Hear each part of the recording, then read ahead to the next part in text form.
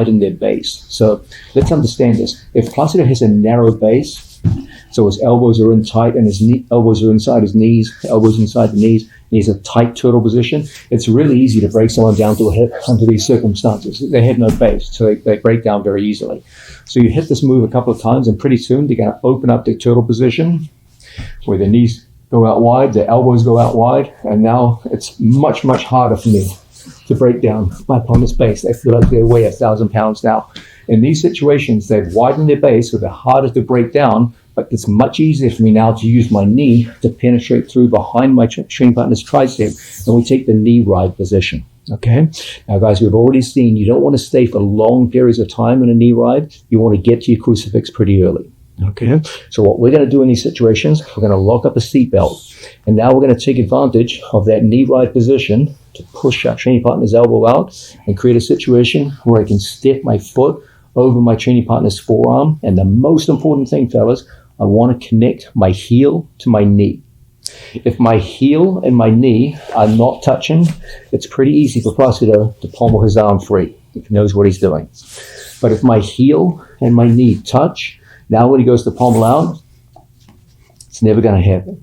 Even if he was so flexible and so quick that he turned his thumb to face back behind him, all it would do is switch the nature of the crucifix from bottom arm control to top arm control. It would not allow him to escape.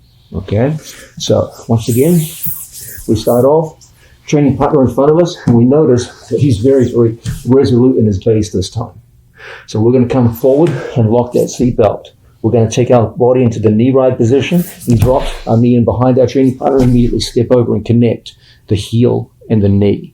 Guys, I cannot overemphasize the importance of this sensitivity to knee and heel touching. Heel and knee is as important to a back crucifix specialist as elbow and knee is to an elbow escape specialist. Okay, this is central to everything we do in this video. You must get used to this. You must get used to the sensitivity of starting in a knee ride and then putting the knee in, quickly getting your heel connected to your knee. Lock them together. So when Placido goes to pommel out, it's very, very difficult for him to do so. Now we use the floor. Okay, do you remember the planted foot principle from earlier in the video? We use the floor to pull our training partner over.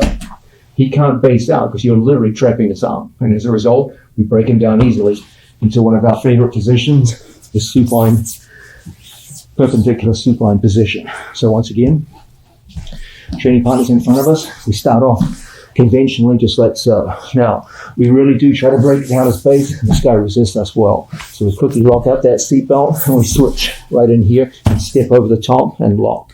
So when Placido goes to pull his arm free, it's so difficult. And from here, it's relatively easy for us to break this guy down, and we end up now in the crucifix position. So this is a very realistic way for us to break an opponent down by getting the crucifix first, trapping the arm so he has no ability to post out with an arm, and then use the strength of our legs to pull him down. Remember, guys, when his base is wide, pulling him down with your arms feels like very hard work. However, if I touch my knee and my foot together, Placido can't base out with his left arm because you're literally sitting on top of it. And then from here we push off the mat, so we use our legs to break him down. Even if Placido put his left foot out for base, it wouldn't help. You can just take him straight up and over and dump him into your back crucifix and get ready to attack. So when the base is very strong, don't use your arms to break his base, use your legs. And the most important thing, a theme that we'll be coming back to time and again, every time we go to discuss the notion of entering into a back crucifix, is touching your heel to your knee. We're going to be making a lot of use of this. So keep your eyes open as we go through the rest of the video. You'll see us coming back again and again to this theme of constantly touching your heel to your knee as early as possible. Spend as little time in the knee ride possible as you can, and then quickly get connected so you can start putting this guy down. So one more time, a realistic entry on a tough opponent. We really do try to break him down. It's not working, so we come around the corner and then just immediately step in and break this guy down into crucifix. That's what it'll be like when you're in a competitive sparring situation. Now, a very important skill when we go into the back crucifix is the skill of being able to fall both backwards into a back crucifix and roll your opponent forwards into a back crucifix. You have to be able to play both, because once you start doing one, your opponent will almost always resist the second time you go in. So you have to be able to threaten in two directions. Let's have a look at this now. Most of the time, when we go into attack the back crucifix out of turtle situation, we start off in a fairly safe position, covering our opponent's hips and putting his hips between our knees. Then we progress into the knee ride position, where our knee rides behind our training partner's tricep and we're out like so. This creates an unweighted leg, which is very easy for us to step over and connect our heel to our knee. So that's the basic methodology that we always follow. Now, the advantage of this method is that when we sit down to the mat, you can literally push off the mat and use the strength of your legs to break your opponent's base. Look how Placido can't base out with his left hand because you're literally sitting on top of it. So when we pull, it's really easy to use our leg strength to pull this guy over and fall backwards into a back crucifix. Now, you hit this successfully a couple of times, and pretty soon your opponent's going to start resisting. So we need an alternative method. That alternative method is to fall forwards onto a knee instead of sitting backwards onto our butt. So initially, we start off with our training partner between our knees. Then we come across into the classic knee ride position. We penetrate through. That creates an unweighted leg. And then from here, we go in and we connect our foot, to be precise, the heel to our knee.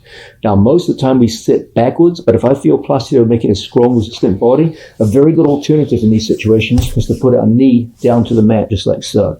I put my shoulder, strong body, put my shoulder over the back of my training partner's head, right here. Then from this position, I'm going to take my body down to and turn my training partner right across my body, like so. And as a result, we end up in a back crucifix on the other side. So, this is a nice alternative method. We have someone in turtle position, facing out in this direction. Our general pattern of attack is to start by covering our training partner's two hips and rock it up like so. Then we go forward into seatbelt and we come around into the knee ride position. The knee ride position enables us to create an unweighted leg to get that good initial hook on our training partner. Typically from here we sit down and pull our training partner backwards. But if I feel there's a lot of resistance, then I can put my knee down on the floor, and then from here, I just pull across my body. And as a result, you end up in the perfect back crucifix position, ready to attack. Pulling your opponent across the body in this direction is a very useful addition to your entry into back crucifix.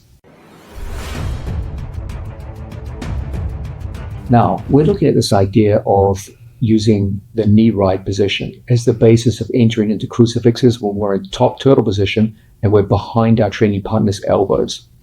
It's a great position. Let's explain it.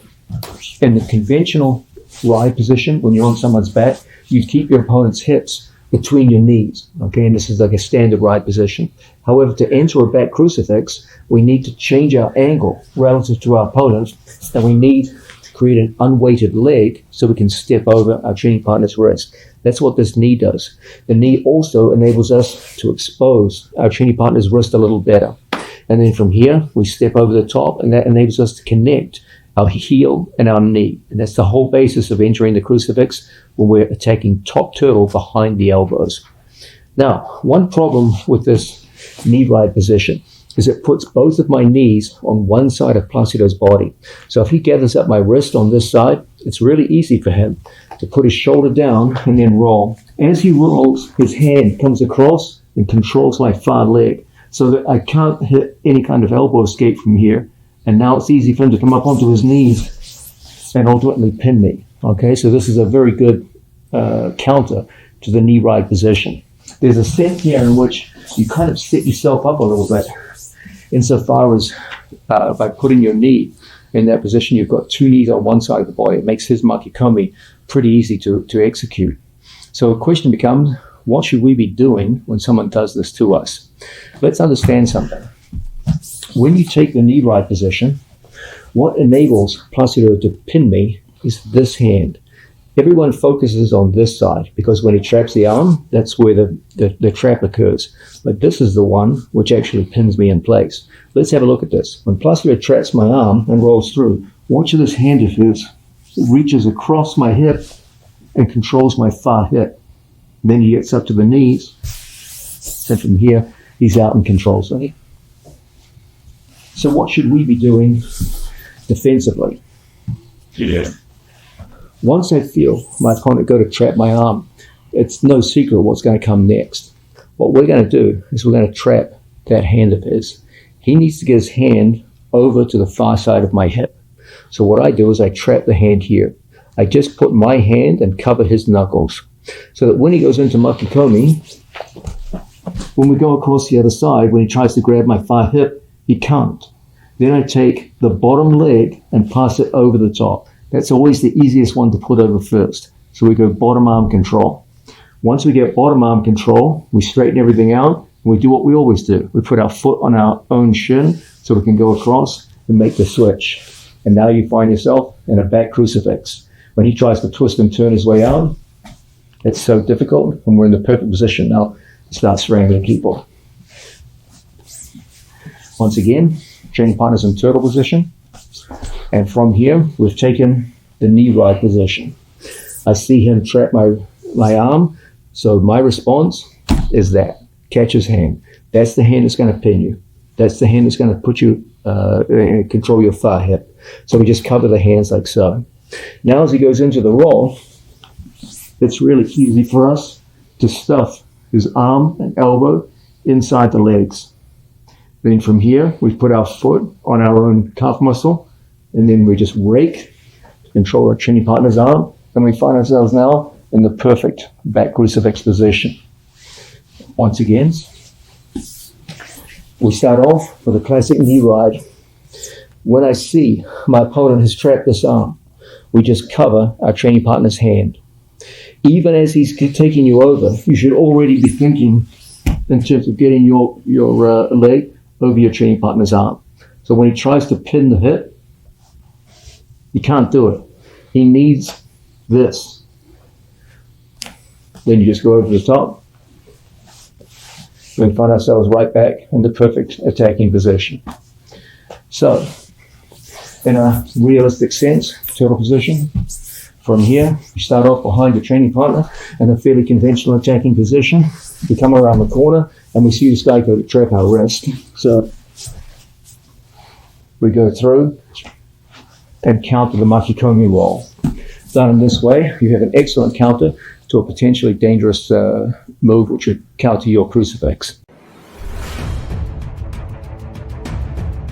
Now, we're looking at this critical principle of attacking from top turtle situation where we're behind the elbows. This is the idea of, from a side ride position, using our knee as a wedge behind our training partner's elbow so we can create an unweighted leg to step our heel to our knee. And anytime our opponent has the elbows in tight to his body, this is the most important method of entry. You always want to create that wedging knee and then touch your heel onto the knee to create a closed loop around your training partner's elbow.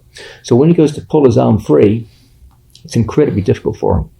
If I didn't have that closed loop, it's really easy for him to pommel his arms and elbows free. So we always want to touch just them like so. The tighter my opponent's